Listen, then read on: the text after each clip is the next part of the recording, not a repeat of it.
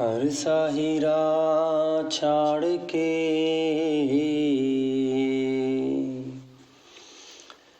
करे आन की आस, तीन रियमपुर जाएंगे सत पाखे रविदास।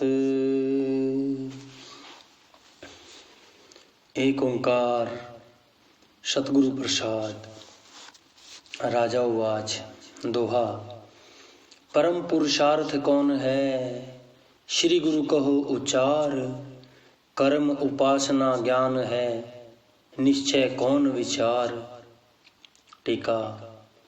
हे सतगुरु जी, परम पुरुषार्थ किसको कहते हैं?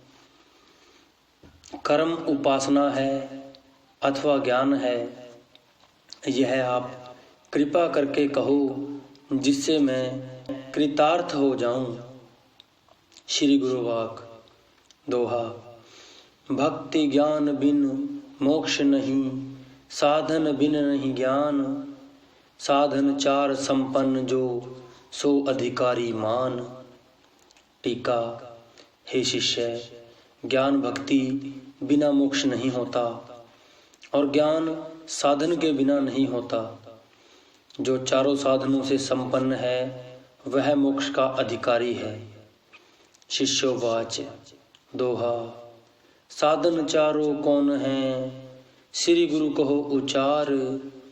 होई प्रभु दास हों, मस्तक निज कर धार। टीका। हे सतगुरु जी, चार साधन कौन से हैं, कृपा करके मुझे समझाओ। मैं आपके चरणों का दास हूँ, कृपा दृष्टि करके मेरे मस्तक पर अपना हाथ रखो, जिससे मेरे बुरे कर्म नष्ट हो जाएं। श्री गुरु वाच। दोहा। वैराग्य विवेक खट संपदा, और मोक्ष विचार। वेद अर्थ ज्ञाता मुनि, भाकत साधन चार। टीका। वैराग विवेक षट संपदा अर्थात शम दम आदि षट क्षुत्री सद्गुण संपत्ति और मोक्षता, यह चार साधन वेदों के अर्थ के ज्ञाता मुनीश्वर उचारते हैं। शिष्योवाच। दोहा। समूचे साधन भाकिए, मैं जाने निराधार। भिन्न भिन्न समझाई है, गुरु साधन चार। टीका। हे सतगुरु जी, आपने सारे साधन कहे और मैंने जान लिए, परंतु अलग अलग करके मुझे समझाओ। श्री गुरुवाच। कवित। लोक परलोक के सर्व भोग सुख जोई। सर्द शम जान के त्यागो सो वैराग है। प्रथमे श्रीण के अध्यास को प्रहार कर, किन किन क्षीण लख करे नहीं राग है। दारा सुत मित्र सब मित्र निज नाम के, सो निज घात पछाने तात भाग हैं। दोष दृष्टि धार तासो ना करें, प्यार कछु करे सर्व त्याग। सोई रूप तो वैराग हैं। टीका। लोक परलोक के भोगों के सुख शरद ऋतु के समान जानकर त्याग करे, इसका नाम वैराग है। पहले शरीर के अध्यास का त्याग करे, यानी कि शरीर के मोह का त्याग करे। शरीर को क्षण क्षण में क्षीण होता देखकर उसे मिथ्या जानकर उसको त्याग दे। दूसरा, स्त्री पुत्र मित्र आदि प्रियजनों को भी अपने मोक्ष के मार्ग में बंधक समझकर त्यागे। उनमें दोष दृष्टि धार कर उनका परित्याग करे, इसलिए त्याग रूप वैराग का है। शिष्योवाच। दोहा। हे भगवन वैराग जो, मोह प्रति दियो सुनाई। सो समझियो हम, कहो विवेक सत भाई। टीका। हे भगवान, आपने वैराग का निरूपण किया, वह मैंने भली प्रकार जान लिया। अब कृपा करके विवेक का स्वरूप कहो कि विवेक किसको कहते हैं।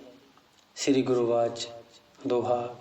विवेक सुबुद्ध जन कहते हैं, सत्य असत्य विचार। सत वस्तु निश्चय करें, त्यागें तुच्छ आसार। टीका। हे शिष्य, विवेक जो बुद्धिमान व्यक्ति कहते हैं सो सुन। देह आदि मिथ्या वस्तु को त्याग कर सत्य वस्तु को ग्रहण करना विवेक कहलाता है। दोहा। सतचित आनंद आत्म करने योग उपदेई। मिथ्या जड़ दुख रूप जग ताको कीजे हेई। टीका। सच्चिदानंद रूप जो आत्मा है उसको ग्रहण करे और मिथ्या जड़ दुख रूप जो जगत है उसको त्यागे, इसका नाम विवेक है। शिष्योवाच। दोहा।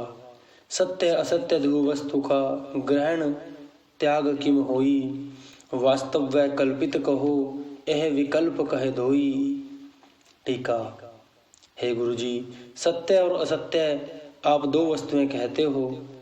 सत्य का ग्रहण और असत्य का त्याग कहते हो, परंतु असत्य के त्याग के बारे में मेरे मन में शंका उपजी है। असत्य जड़ दुख रूप जगत का वास्तविक त्याग है या कल्पित त्याग है? हे सतगुरु जी, जो वास्तविक त्याग है तो वास्तविक त्याग वास्तव का होता है। वास्तविक वस्तु सत्य होती है, तब जगत वास्तव हुआ, तब द्वैतपन का दोष हुआ। यदि कल्पित त्याग कहें तो उसके उपरांत साधन न होना चाहिए, तब सिद्ध हुआ। सिद्धता में साधन का अभाव है। श्री गुरुवाच। दोहा। साधारण मात्र विवेक है, अन्वय वितेक कछु नाही। अन्वय वितेक विचार कर, तीन भेद हैं ताही। टीका। हे शिष्य, यहाँ विवेक साधन मात्र कहा है। अन्वय व्यतिरेक से विवेक तीन प्रकार का है। अब निरूपण करते हैं तो सुन। कवित। नित ते अनित का विवेक, एक जान शिष्य। दूसरे विवेक जीव, ईश्वर का जानिए। तीसरे ही समता विवेक, भाखे बुद्धि जन। त्रिधा भेद एक ही, विवेक हूँ के मानिए। नित तो अनित ही विवेक जहाँ भाकत है। वास्तव त्याग जो बादाम तंद लानिए। वास्तव त्याग जीव, ईश्वर विवेक माहा।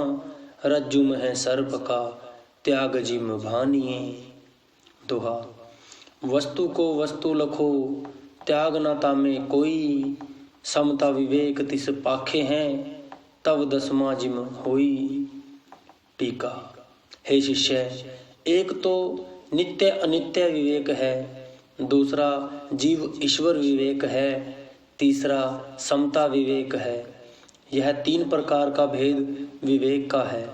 हे शिष्य, जहाँ नित्य अनित्य विवेक है वहाँ वास्तविक त्याग है। जैसे बादाम गिरी का और छिलके का तंदुलों का है। जहाँ जीव ईश्वर विवेक है वहाँ कल्पित त्याग है। जैसे रस्सी सर्प का। जहाँ समता विवेक है वहाँ वस्तु का वस्तु जानना त्याग कुछ नहीं। इसलिए इस प्रसंग में साधारण मात्र विवेक है। असत्य जड़ व दुख रूपी जगत को त्याग कर सच्चित आनंद रूप आत्मा को अंगीकार करना, इसका नाम समता विवेक है। शिष्योवाच। दोहा। वैराग विवेक में जानियो, श्री गुरु दीन दयाल। खट संपत किसको कहत, मोह प्रति कहो विशाल। टीका। शिष्य कहता है, हे सतगुरु जी, वैराग और विवेक को तो मैंने भली प्रकार जान लिया है। आपने परम कृपा करके मुझको समझाया है। हे सतगुरु जी, षट संपदा किसको कहते हैं, यह भी कृपा करके समझाओ। श्री गुरुवाच। दोहा। शम दम उप्रति तितिक्षा, श्रद्धा और समाधान, इन सब को कहते हैं षट संपत प्रधान। टीका। शम यानी वासना को रोकना, दम इंद्रियों को रोकना, उप्रति यानी त्याग या वैराग, तितिक्षा यानी क्षमाशीलता, श्रद्धा और समाधान, इन छह को प्रधान यानी श्रेष्ठ मनुष्य षट संपत्ति कहते हैं। दोहा।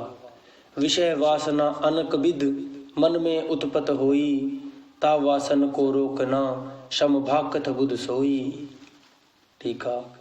हे शिष्य, अनेक प्रकार के विषयों की वासना जो मन में उत्पन्न होती है, उस वासना के रोकने को बुद्धिमान व्यक्ति शम कहते हैं। दोहा।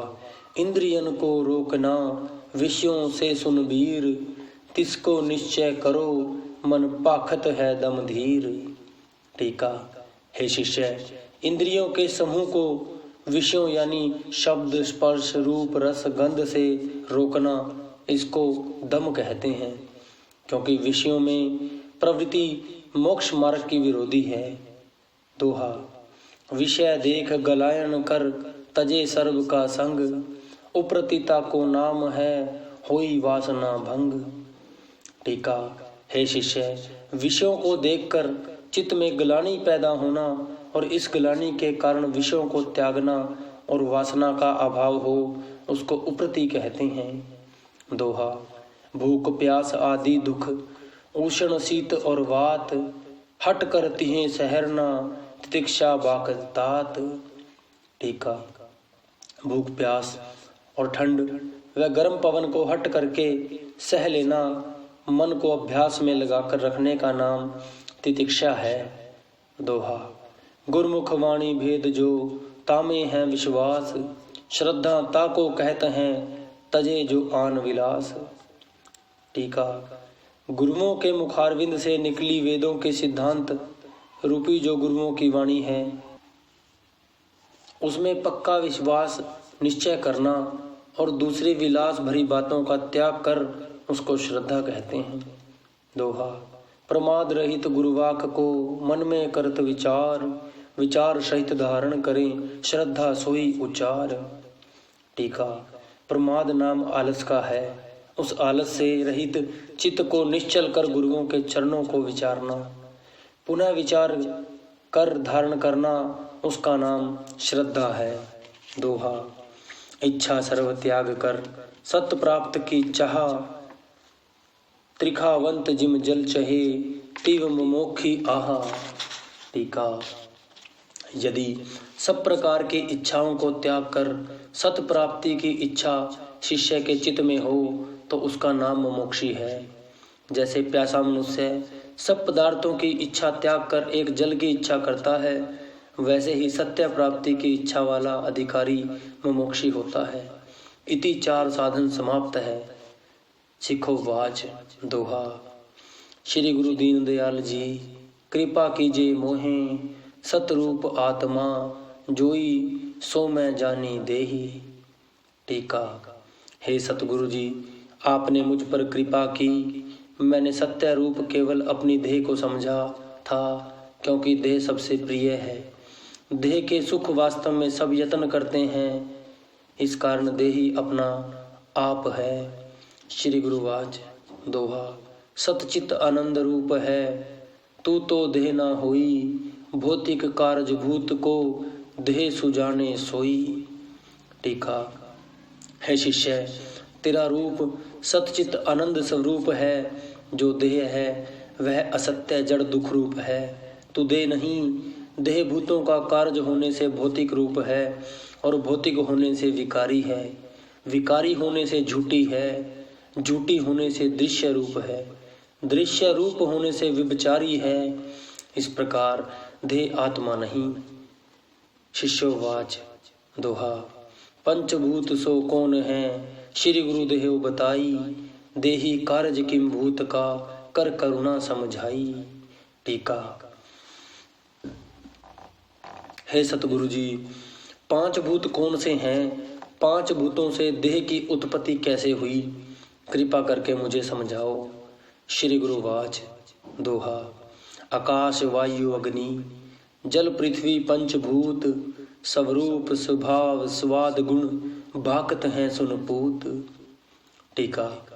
हे शिष्य, आकाश, पवन, अग्नि, जल, पृथ्वी, ये 5 भूत हैं। अब इनके रूप, स्वभाव, स्वाद व गुण कहते हैं, तो ध्यान से सुन। दोहा।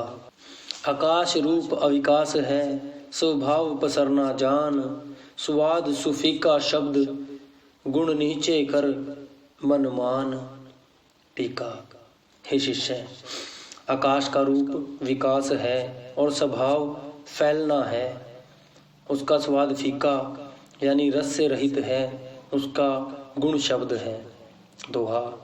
पवन रूप अनुष्य शीत रूप वेड खट स्वाद, गुण स्पर्श है ताको समझो तज विवाद। टीका। हे शिष्य, पवन का रूप अनुषण शीत है, वेग रूप है, स्वाद खट्टा है और गुण स्पर्श है। दोहा। रूप अगन का अरुण है, दाह प्रकाश स्वभाव कटु स्वाद, गुण रूप है जानो ए प्रभाव। टीका। अग्नि का रूप लाल है, दाहक उष्ण प्रकाश स्वभाव है, स्वाद कड़वा है और रूप गुण है। दोहा। जल का रूप सफेद है, द्रव्य स्वभाव निहार, स्वाद सुपारी जान तिस, रस गुण निश्चय धार। टीका। जल का रंग सफेद है, स्वभाव बहना है और स्वाद खारा, गुण उसका रस निश्चित जान ले। दोहा। पृथ्वी पीला रूप है, सुभाष कठोर निहार, स्वाद सुमीठा जान तिस, गुण सुगंध विचार। टीका। पृथ्वी का रंग पीला है, स्वभाव सख्त है, स्वाद मीठा है, गुण सुगंध है। शिष्योवाच। दोहा। देखना सुनना बोलना अह काको धर्म, हे गुरु कृपा कर कहो मिटे सुमन का भरम। टीका। शिष्य कहता है, हे गुरुजी, देखना और सुनना और बोलना किसका धर्म है, कृपा करके समझाओ ताकि मेरे मन का भ्रम दूर हो जाए। गुरुवाच। दोहा। पंच तत्व ते कारण 10 उत्पत्ति होए मीत, यह क्रिया है तीनों की श्रवण कर धर प्रीत। टीका। हे शिष्य, इन 5 तत्वों के 10 कर्ण हैं। कर्ण नाम इंद्रियों का है, क्रिया के साधक का नाम कर्ण है। 5 ज्ञान इंद्रियां, 5 कर्म इंद्रियां, यह क्रिया इनके आश्रय होती है। दोहा। ज्ञान इंद्रिय आकाश की श्रवण धारो चीत, शब्द विषय को ग्रहत है निश्चय कर कर प्रीत। टीका। हे शिष्य, आकाश की ज्ञान इंद्रियां श्रवण है, शब्द विषय को ग्रहण करता है। दोहा। त्वचा इंद्री पवन की यह स्पर्श ज्ञान, नेत्र इंद्र अग्नि की रूप विषय पहचान। टीका। हे शिष्य, त्वचा ज्ञान इंद्री पवन की है, स्पर्श उसका स्वभाव है। आंख ज्ञान इंद्री अग्नि की है, रूप इसका विषय है। दोहा। ज्ञान इंद्रियां तोय की रसना जानो वीर, पृथ्वी की जो इंद्री घ्राण ज्ञान धर धीर। टीका। हे शिष्य, जल की इंद्री रसना है, यह रस का विषय करती है। पृथ्वी की ज्ञान इंद्री नासिका है, यह सुगंध दुर्गंध का विषय करती है।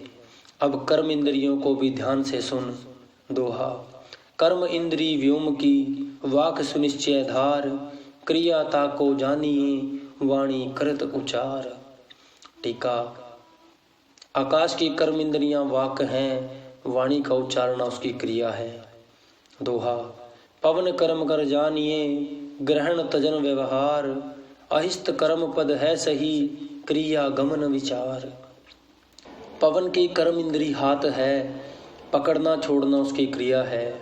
अग्नि की कर्म इंद्री पैर है, गमन करना उसकी क्रिया है। दोहा। जल की कर्म इंद्री उपस्थ लखावत धीर, लखी काम की चेष्टा क्रिया ताकी वीर। टीका। जल की कर्म इंद्री लिंग है, मूत्र करना, काम चेष्टा करना, आनंद लेना उसकी क्रिया है। दोहा। कर्म इंद्री भूमि की पायो कहत उचार, मल को त्यागन क्रिया तिस ऐसे कर्म विचार। हे शिष्य, धरती की कर्म इंद्री गुदा है, मल त्यागना उसकी क्रिया है। हे शिष्य, ये 5 तत्वों की 5 कर्म इंद्रियां क्रिया करती हैं। शिष्योवाच। दोहा। संकल्प विकल्प हो भांति जो अंतर फुरना होई, एह कांको धर्म गुरु कहो कृपा कर सोई। टीका। शिष्य कहता है, हे सतगुरु जी, पांचों तत्वों की 10 इंद्रियां, 5 ज्ञानेंद्रियां, 5 कर्मेंद्रियां, यह तो मैंने आपकी कृपा से जान ली। परंतु स्वामी जी, जो अंतर में संकल्प और विकल्प आदि फुरने उठते हैं, यह कैसे होता है? कृपा करके समझाओ। श्री गुरु वाच दोहा। अंतर अंतःकरण जो फुरना तिसे विचार, सतगुण ते उत्पन्न भयो वृत्ति भेद ते चार। टीका। हे शिष्य, अंतर अंतकरण में संकल्प व विकल्प आदि का फुरना होता है, सतगुण से उसकी उत्पत्ति होती है। वास्तव में यह एक है। वृत्ति भेद से इसे 4 प्रकार का कहते हैं। मन का यह स्वरूप है, संकल्प विकल्प निहार, राग द्वेष लिहाज है, पांचों निश्चय धार। टीका। अपर्याप्त वस्तु की प्राप्ति में उद्यम करना इसे संकल्प कहते हैं। अपर्याप्त वस्तु की प्राप्ति में दुविधा करना कि प्राप्त होगी कि नहीं, इसे विकल्प कहते हैं। सुंदर पदार्थ को देखकर प्रीत करना इसे राग कहते हैं। कुरूप पदार्थ को देखकर वैर करना इसे द्वेष कहते हैं। अपने आप में दुख देखकर शर्म करना इसे लिहाज कहते हैं। ये 5 वृत्तियां मन की हैं। दोहा। ज्ञान अज्ञान विवेक है, निश्चय और विचार, ये 5 वृत्तियां बुद्ध की हे शिष्य निश्चर धार। टीका। वस्तु को यथार्थ जानना यह ज्ञान है, वस्तु को यथार्थ ना जानना यह अज्ञान। सार और असार वस्तु का भेद जानना यह विवेक है, और शुभ और अशुभ की स्मृति करना यह विचार है। कर्तव्य में परिपक्व होने को निश्चय कहते हैं। दोहा।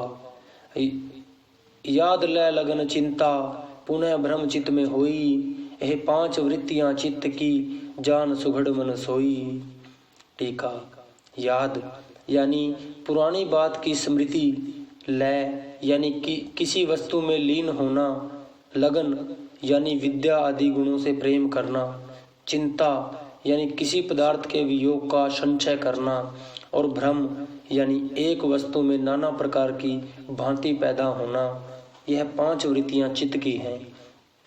दोहा।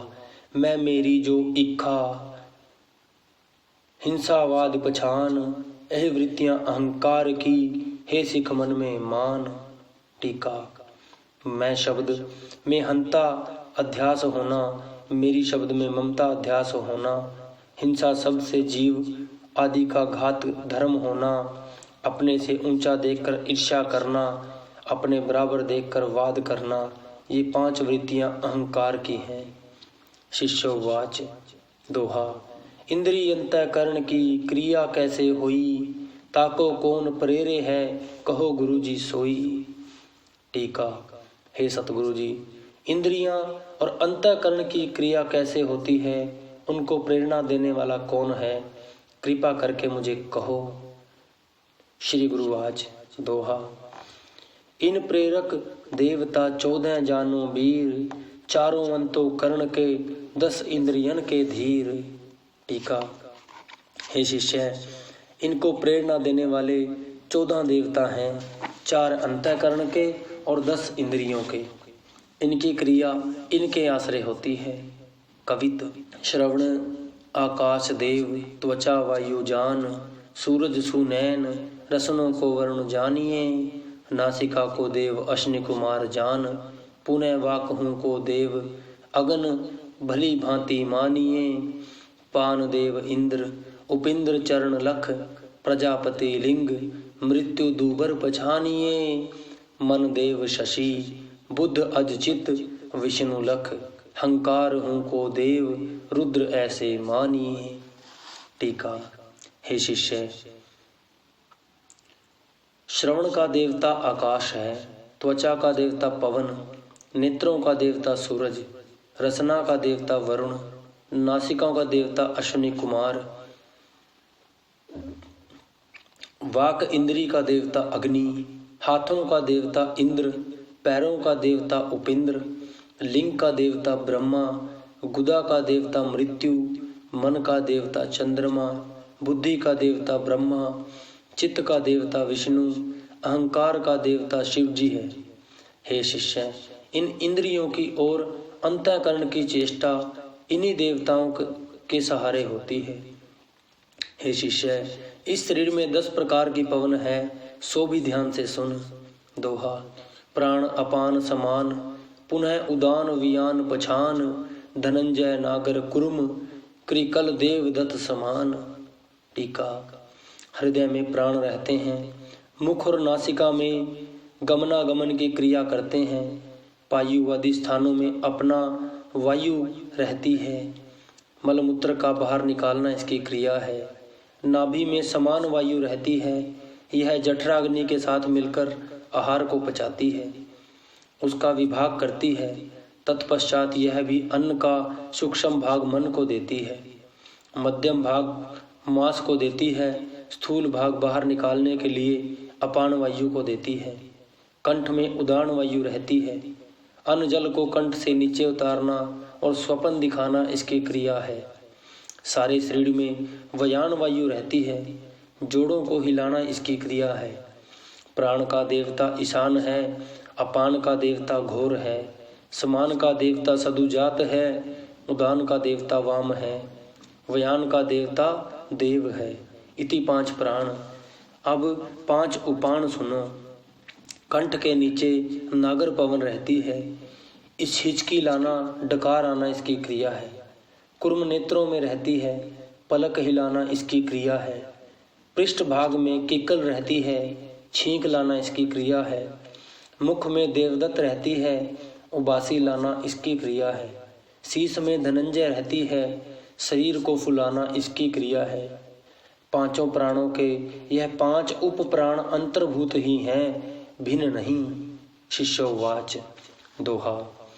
हे प्रभु कृपा कीजिए, काम क्रोध हैं जोई, मोह लाभ आदि ते, लोह धर्म कौन को हुई। टीका। हे सतगुरु जी, मुझ कृपा दृष्टि करके समझाओ कि काम क्रोध लोभ मोह आदि किसका धर्म है। श्री गुरुवाच। दोहा। आकाश आदि पंच तत्व की 25 प्रकृति पछान, पंच पंच एक तत्व की श्रवण करो सुजान। टीका। हे सुजान, हे बुद्धिमान शिष्य, आकाश पवन अग्नि जल पृथ्वी इन 5 तत्वों की 25 प्रकृतियां हैं। 5 प्रकृतियां एक एक तत्व की हैं, सो तू ध्यान से सुन। दोहा।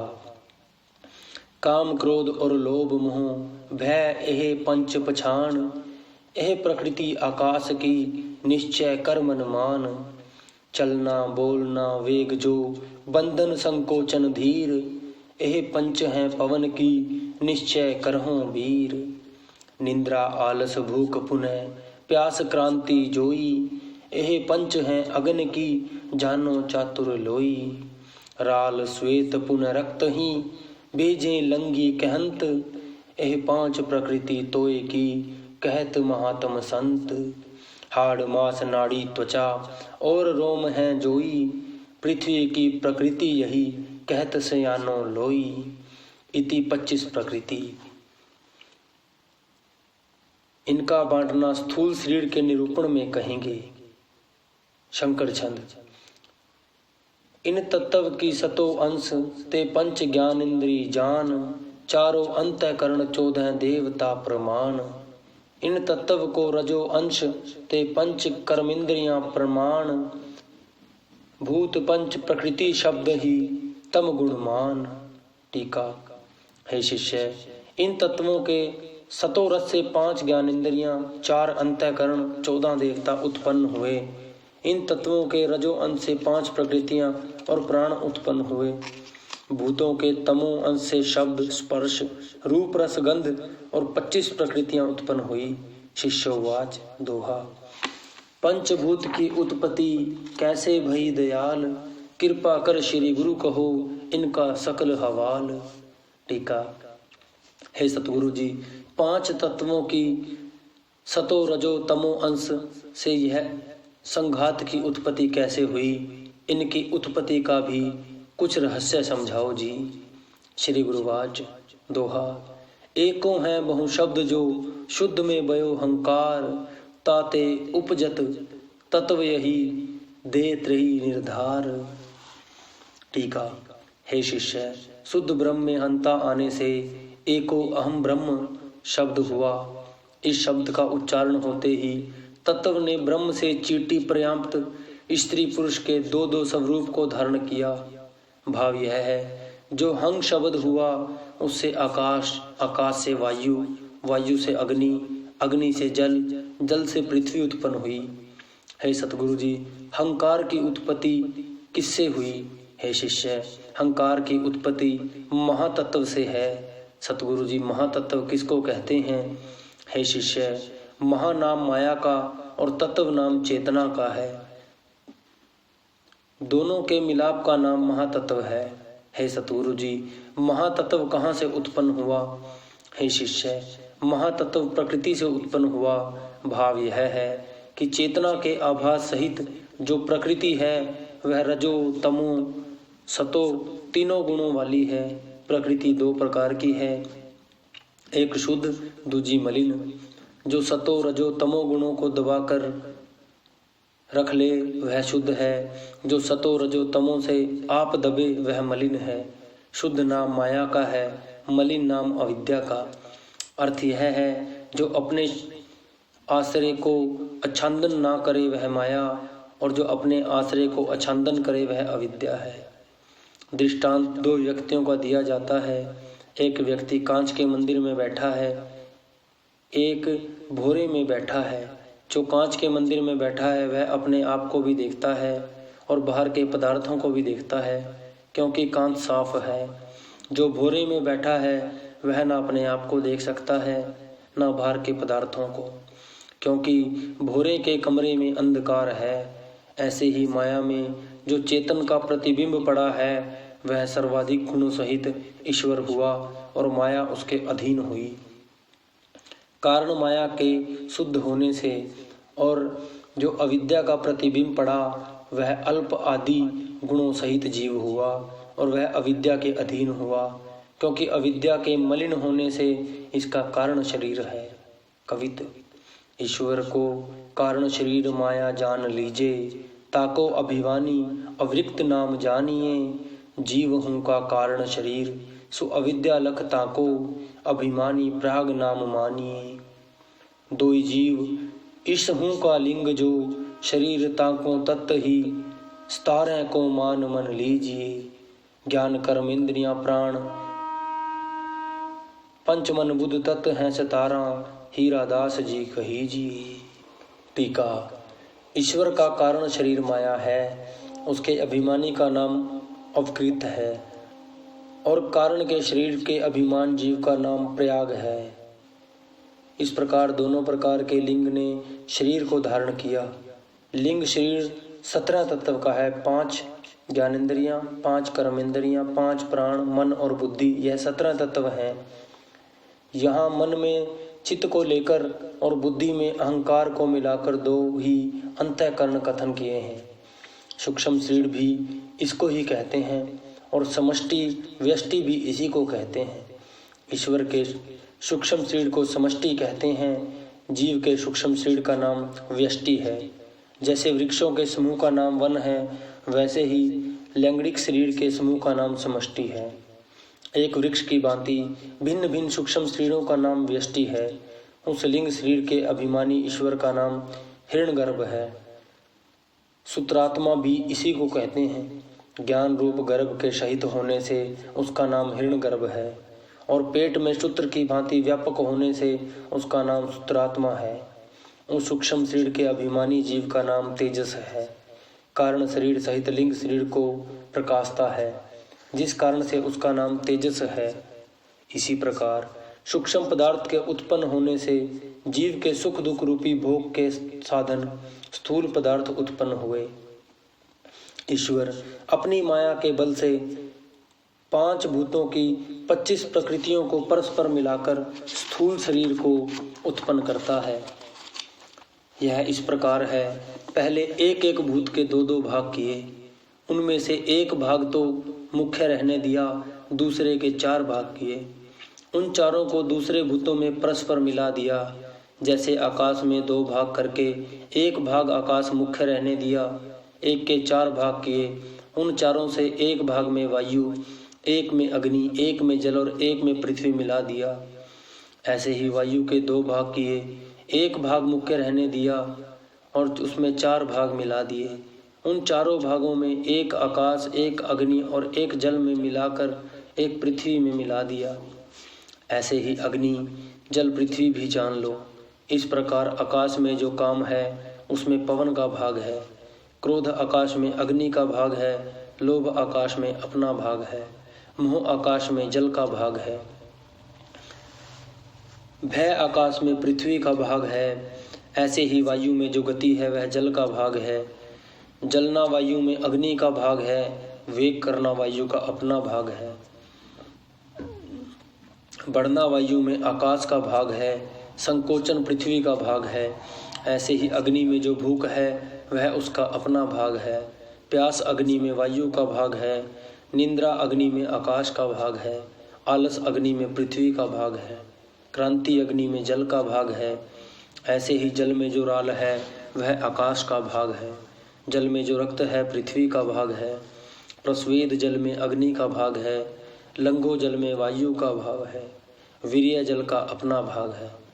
ऐसे ही पृथ्वी में जो अस्त है वह पृथ्वी का भाग है, मांस में जो जल का भाग मिला है, नाड़ी पृथ्वी में आकाश का भाग है, रोम पृथ्वी में अग्नि का भाग है, त्वचा पृथ्वी में वायु का भाग है। इस प्रकार 5 भूतों की 25 प्रकृतियां करके परस्पर मिलकर स्थूल पदार्थों को उत्पन्न किया। शिष्योवाच, हे सतगुरु, स्थूल शरीर जीव के सुख दुख रूप भोग का साधन कैसे हैं? श्री गुरुवाच, हे शिष्य, जैसे भोजन के बनाने में चौका, पात्र, अन्न आदि साधन होते हैं, वैसे ही स्थूल शरीर जीव के सुख दुख रूपी भोग साधन है। जैसे चौके बिना भोजन नहीं बनता, चौके बिना खाया भी नहीं जाता, वैसे ही स्थूल शरीर के बिना शुभाशुभ कर्म नहीं किए जाते और उनका फल जो सुख दुख है वह स्थूल शरीर के बिना नहीं भोगा जाता। इसलिए स्थूल शरीर चौके की तरह है और सूक्ष्म शरीर काष्ठ, अग्नि, पात्र आदि की तरह है। और कारण शरीर जो अविद्या है वह भोग में उपाधि है। इसी प्रकार से वेद में विश्व के 19 मुख कहे हैं और भोग के साधन 19 त्रिपुटी हैं। अध्यात्म, अधिभूत, आदिदेव, इन तीनों के मिलने का नाम त्रिपुटी है। 5 ज्ञानेंद्रियां, 5 कर्मेंद्रियां, 5 प्राण, चारों अंतःकरण, ये 19 अध्यात्म है। 19 इनके विषय अधिभूत हैं, 19 इनके देवता आदिदेव हैं। इति। इस प्रकार स्थूल शरीर जीव के सुख दुख रूपी भोगने का साधन है। उस स्थूल शरीर के अभिमानी ईश्वर का नाम वैश्वानर है। विराट भी इसको कहते हैं। सर्व का अभिमान होने के कारण उसका नाम वैश्वानर है और विविध प्रकार का प्रतीत होने के कारण उसका नाम विराट है और स्थूल शरीर के अभिमानी होने के कारण उसका नाम विश्व है। तीनों शरीरों का प्रकाश होने के कारण उसका नाम विश्व है। इति। जीव के निज आनंद के ज्ञान से बाहर जो शब्द, स्पर्श आदि विषय उसके साथ परचा जाता है, परिणामी होने से उस सुख को अनुभव नहीं करता किंतु दुख को ही प्राप्त होता है। तो जीव इष्ट की प्राप्ति और दुखों को दूर करने के लिए शुभ अशुभ कर्मों को करके उनका फल दुख सुख भोगता है और जन्म जन्मांतरों को प्राप्त होता है। यह जीव दुख रूपी संसार से तब मुक्त होता है जब वह तत्ववेता गुरु को धारण करके उससे उस रूप को समझता है। शिष्योवाच, हे सतगुरु जी, पहले आपने जीव ईश्वर की उपाधि एक ही प्राप्त कही थी, उसमें ईश्वर तो एक ही है, जीव नाना प्रकार का किस प्रकार है? श्री गुरुवाच, हे शिष्य, ईश्वर की उपाधि जो माया है उसके एक होने से ईश्वर भी एक ही है और जीव की उपाधि से जो अविद्या है उसके अनेक होने से जीव भी अनेक प्रकार के दिखाई देते हैं। जैसे आकाश की उपाधि घटादि के कारण आकाश नाना प्रकार का होता है और उपाधि दृष्टि त्यागने से एक ही आकाश दिखाई देता है, वैसे ही उपाधि दृष्टि त्यागने से एक ही आत्मा दिखाई देती है। शिष्योवाच हे सतगुरु जी, प्रकृति कहाँ से उत्पन्न हुई? श्री गुरुवाच हे शिष्य, प्रकृति की उत्पत्ति पुरुष से हुई। भाव यह है, प्रकृति पुरुष की शक्ति है। प्रकृति, शक्ति, माया, अविद्या और अज्ञान एक ही वस्तु के नाम हैं। जगत का मूल कारण होने से उसका नाम प्रकृति है। यह आश्रय के बिना स्वतंत्र नहीं रहती, इसी कारण उसका नाम शक्ति है। दुर्घटी कार्यकर्ता होने के कारण उसका नाम माया है। विद्या के साथ विरोध होने के कारण उसका नाम अविद्या है। अवर्ण विक्षेप शांतिवान होने के कारण उसका नाम अज्ञान है। जो स्वरूप का आच्छादन करे वह अज्ञान की अवर्ण शक्ति है, और जो विपर्य करके दिखाए उसका नाम विक्षेप शक्ति है। जैसे मंद अंधकार में रज्जु के स्वरूप को आच्छादन करने वाली अज्ञान की शक्ति का नाम अवर्ण शक्ति है, और जो निर्विकार रज्जु में कल्पित विष आदि धर्म आरोपण करे वह अज्ञान की विक्षेप शक्ति है। ऐसे ही जो आत्मा के असंग निर्विकर्ता आदि आच्छादन करने वाली अज्ञान की शक्ति है उसका नाम आवरण शक्ति है, और जो अंतःकरण के धर्मकर्ता भोगता आदि को आत्मा में आरोपण करे उसका नाम विक्षेप शक्ति है। भाव यह है, यह प्रकृति पुरुष की शक्ति होने के कारण पुरुष से भिन्न नहीं, जैसे अग्नि की दाह शक्ति अग्नि से भिन्न नहीं। शिष्योवाच दोहा श्री गुरु पुरुष चेतन जो जाकी शक्ति होई, ताकि उत्पत्ति कहाँ ते कहो मोह प्रति सोई। टीका हे सतगुरु जी, पुरुष जो चेतन है, जिसकी यह शक्ति है, उसकी उत्पत्ति कहाँ से हुई, यह कृपा करके मुझे समझाओ। श्री गुरुवाच दोहा पुरख अनादि आप है, आदि ना ताई कोई, उत्पत्ति रहित विनाश से सुते सिद्ध है सोई। टीका हे शिष्य, पुरुष अनादि है, उसका कोई आदि नहीं, वह उत्पत्ति और विनाश से रहित है। वेदांत प्रकरण में षट अनादि कहे हैं, ब्रह्म, ईश्वर, जीव, माया, इन चारों का परस्पर भेद और इन चारों का परस्पर तादाम्य संबंध, यह षट अनादि है। भेद सहित अभेद का नाम तादाम्य संबंध है। सो कारण कार्य का ही होता है, जैसे घट मृत्तिका आदि है। भाव यह है कि जैसे मिट्टी का घड़ा मिट्टी से अलग नहीं, परंतु घड़ा जल को धारण करता है, मिट्टी का पिंड जल को धारण नहीं करता। इस व्यवहार दृष्टि को लेकर घड़ा मिट्टी से अलग कहते हैं, वैसे ही पूर्वोक्त षट अनादि ओंकार का व्यवहार दृष्टि करके भेद करते हैं। अनादि दो प्रकार का है, एक स्वरूप से अनादि है और एक प्रवाह रूप से अनादि होता है। ब्रह्म तो स्वरूप से अनादि है, 5 प्रवाह रूप से अनादि हैं। जैसे नदी का जल प्रवाह रूप से अनादि है, जो जल आता है उसी क्षण चला जाता है और पीछे से नया जल आ जाता है, ऐसे ही माया और माया का कार्य सभी क्षण क्षण में उत्पत्ति विनाश को पाते हैं। जो उत्पत्ति विनाश वाली होती है वह मिथ्या है, जैसे घड़ा इत्यादि। पुरुष उत्पत्ति विनाश से रहित होने के कारण सत्य है और मन बुद्धि आदि सब जड़ वस्तुओं को प्रकाशमान करता है, इसलिए चेतन है। और जो सर्वप्रिय होता है वह आनंद रूप होता है। शरीर, इंद्रियां, प्राण आदि सब में प्रिय हैं, जिस कारण में आनंद रूप है। इस प्रकार पुरुष सच्चित आनंद रूप होने के से उस मालिक का स्वरूप है। पुरुष और ब्रह्म कहने के नाम का भेद है, क्योंकि जो सर्व में पूरा है वह है पुरुष, और जो सर्वव्यापक है वह है ब्रह्म। जैसे हाथ और कर कहने से नाम का भेद है, वास्तव में नहीं। इसी प्रकार पुरुष ब्रह्म का रूप है, वही तेरा स्वरूप है, ऐसा निश्चय कर। पहले जो षट अनादि कहे हैं उनके कथन में अभिप्राय यह है, वेदांत में वास्तव में चेतन और जड़ दो ही पदार्थ अंगीकार हैं। जड़ जो माया है वह 3 रूप की प्रतीत होती है। अज्ञानी की दृष्टि करके सत्य प्रतीत होती है और ज्ञानी की दृष्टि करके अनिर्वाचनीय प्रतीत होती है, और तत्ववेता पुरुष की दृष्टि में तीनों काल असत्य प्रतीत होती है। उस माया ने ईश्वर, जीव आदि भेद कल्पित किए हैं। इस प्रकार पहले कहे गए तीन शरीर माया का कार्य होने से असत्य जड़ दुख रूप हैं। 5 कोष भी 3 शरीर के अंतर्भूत हैं। तीनों शरीरों का विचार करने से उनमें भिन्न सच्चिदानंद आत्मा प्रत्यक्ष प्रतीत होती है। शिष्योवाच दोहा। 3 शरीर के अंतर ही कहे कोष पंज जोई, करुणा कर श्री गुरु कहो कोष पंज है कोई। टीका। शिष्य कहता है, हे सतगुरु जी, 3 शरीर के अंतर 5 कोष कहे हैं, कृपा करके कहो 5 कोष किनको कहते हैं। श्री गुरुवाच।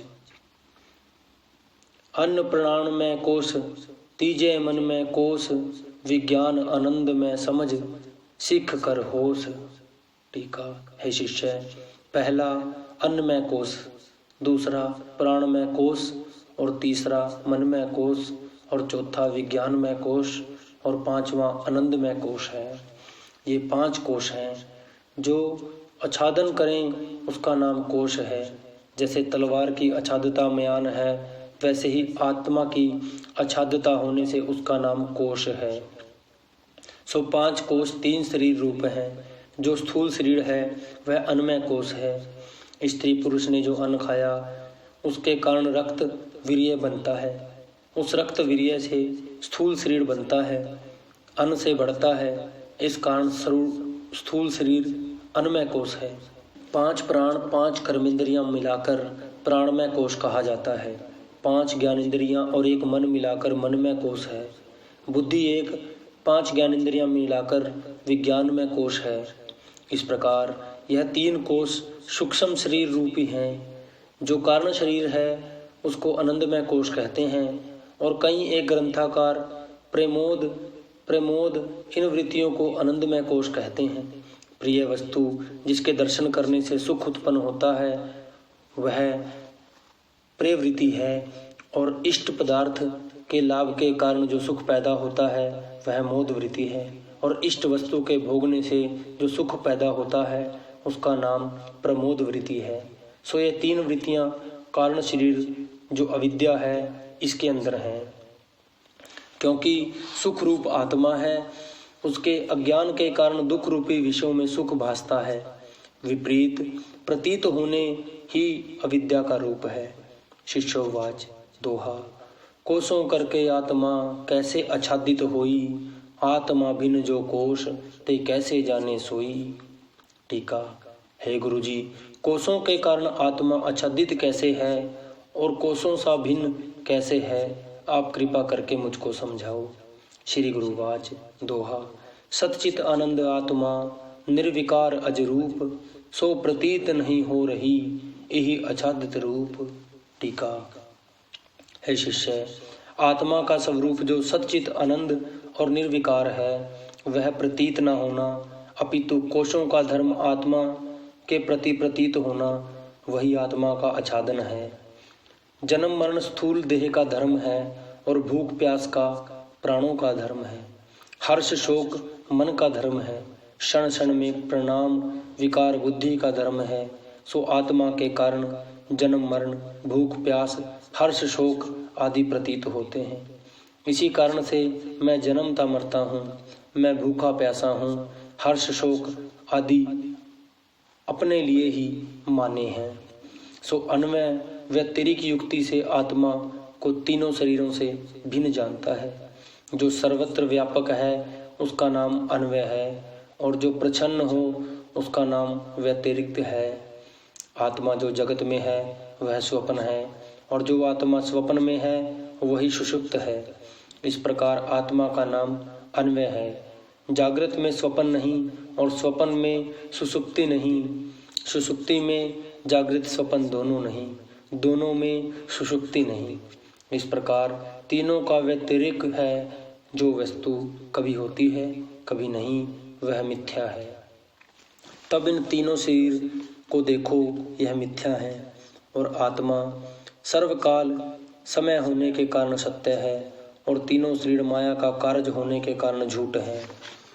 सर्व का अनुभव करता आत्मा है, चिंतन है, यह सत्य रूप है। और तीनों शरीर आदि व्याधि उपाधि इन तीनों तापों सहित है। ईर्ष्या शोक चिंता आदि के कारण जो दुख है वह अधिताप सूक्ष्म शरीर में है, और जो ज्वर फोड़े आदि दुख स्थूल शरीर में है सो व्याधि ताप है। और शरीर से भिन्न किसी पदार्थ का संयोग करके जो दुख है वह उपाधि ताप है। आत्मा तीनों तापों से रहित होने के कारण आनंद रूप है। जागृत में स्थूल शरीर है, स्वप्न में सूक्ष्म शरीर और सुषुप्ति में कारण शरीर। हे शिष्य, नास्तिक तो इन पांचों कोशों में ही अटक रहे हैं, वे कोशों से भिन्न आत्मा को नहीं जानते। प्रत्यक्ष देह आत्मावादी तो स्थूल शरीर को ही आत्मा मानते हैं और उनका यही भाव है, मैं करता भुगता हूँ, सुखी दुखी हूँ, जन्मता मरता हूँ इत्यादि। धर्म की मान्यता आत्मा है, सो धर्म स्थूल शरीर के साथ देखा जाता है और स्थूल शरीर से भिन्न कोई आत्मा नहीं। इस तरह स्थूल शरीर ही आत्मा है। कोई इस प्रकार कह सकता है कि स्थूल शरीर की क्रिया इंद्रियों के आश्रय होती है, इस कारण इंद्रियां ही आत्मा है। स्थूल शरीर घट आदि की न्यायी जड़ होने से आत्मा नहीं। और कई एक तो ऐसा कहते हैं कि सर्व का प्रेरक प्राण ही आत्मा है, क्योंकि यदि प्राण हो तब देह और इंद्रियां क्रिया करती हैं, जब प्राण निकल जाएं तब देह व इंद्रियां घट आदि की तरह पड़े रहते हैं, तब इंद्रियां आत्मा नहीं, प्राण आत्मा है। और कई तो ऐसा कहते हैं कि प्राण भी आत्मा नहीं, क्योंकि सोए हुए व्यक्ति के प्राण भी होते हैं, फिर भी वह किसी वस्तु को नहीं छू सकता। किंतु मेरी इंद्रियां, मेरे प्राण, इस प्रकार सर्व को मन जानता है, तब तो सर्व को जानने वाला मन ही आत्मा है। उनका तात्पर्य है कि मन की उत्पत्ति बुद्धि से होती है। बाह्य वृत्ति का नाम मन है, अंतःवृत्ति का नाम बुद्धि है, तब जो मन का कारण बुद्धि ही आत्मा है। इस प्रकार बुद्धि क्षणिक विज्ञान रूप है। भाव यह है कि जो क्षण क्षण में बिजली आदि की न्यायी उत्पत्ति और विनाश को प्राप्त होता है। कई ऐसा कहते हैं कि बुद्धि की उत्पत्ति का कारण शरीर जो अविद्या है, तब तो बुद्धि का कारण शरीर ही आत्मा है। बुद्धि उत्पत्ति का स्वभाव वाली होने के कारण आत्मा नहीं। और शून्यवादी तो इस प्रकार कहते हैं, अविद्या का ब्रह्म विद्या के कारण नाश होता है, उसके नाश होने पर कुछ भी शेष नहीं रहता, केवल शून्य रहता है, तब तो शून्य ही आत्मा है। और वेदांती कहते हैं, शून्यवादी तूने कहा सर्व के अभाव पीछे शून्य है। हेता पद के संलेश से शून्य तो तू सत्य मानता है या असत्य मानता है? यदि तू शून्य को सत्य मानता है तो बता, शून्य का अनुभव तूने किया है या नहीं? यदि तुम कहो कि शून्य का अनुभव नहीं किया तो शून्य का उच्चारण कैसे करते हो? यदि शून्य का अनुभव किया तो शून्य के अनुभव करने वाले आत्मा सत्य है, तब शून्य का व्याघात हुआ। यदि शून्य को तू सत्य मानता है तो आत्मा का नाम अंतर हुआ, तब सबका अंतर्मयी प्रेरक शून्य का अनुभव करता आत्मा सत्य है, तब तो यह भाव अभाव का अनुभव करता आत्मा सत्य है।